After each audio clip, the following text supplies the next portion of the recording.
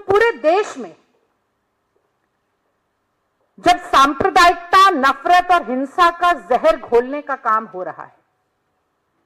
जब एक पूरे समुदाय की तुलना कुत्ते के पिल्ले के साथ की जाती है, घुसपैठिया कहा जाता है, कपड़े देखकर पहचानने की बात होती है, और बड़ी माफी के साथ मैं शब्द का प्रयोग करूंगी, जूते मारो, गोली मारो सालों को जैसे शब्दावली का प्रयोग किया जाता है, बटेंगे तो कटेंगे वाली विभाजनकारी राजनीति को केवल अपनी स्वार्थ सिद्धि के लिए, राजनीतिक स्वार्थ सिद्धि के लिए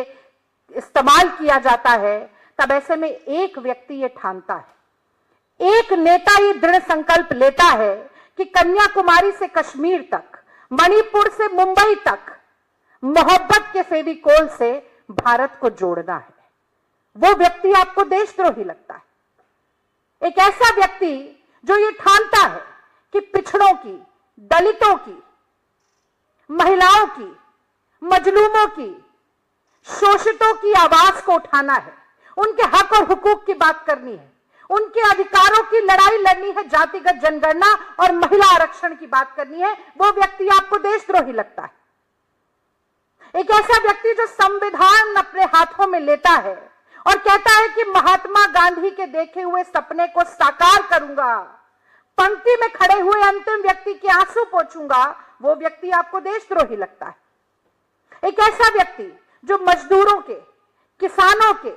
ड्राइवर हो, मैकेनिक हो, मोची हो, बढ़ई हो, उनके जीवन को जीकर उनकी तकलीफों को खुद महसूस करके निवारण और समाधान ढूंढने का काम करता है, वो आपको देशद्रोही लगता है। एक व्यक्ति जो इस देश की जनता, जिस पर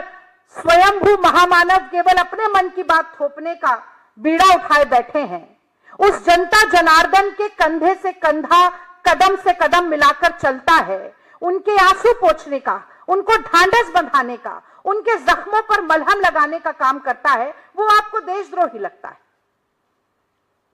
और वो आपको देशद्रोही इसलिए लगता है क्योंकि भाजपा और संघ इस देश का सबसे बड़ा टुकड़े टुकड़े गैंग है। मैं फिर से कहती हूं, भारतीय जनता पार्टी और राष्ट्रीय स्वयंसेवक संघ इस देश का सबसे बड़ा टुकड़े टुकड़े गैंग है।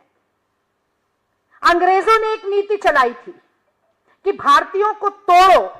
आपस में लड़वाओ और राज करो, डिवाइड एंड रूल पॉलिसी। और अगर आज देश में संविधान के अधिकारों को तोड़ने का, लोकतांत्रिक मान्यताओं और प्रणाली को तोड़ने का, सामाजिक समरसता को तोड़ने का, भाईचारे, बंधुत्व, देश की कौमी एकता, गंगा जमनी तहजीब को तोड़ने का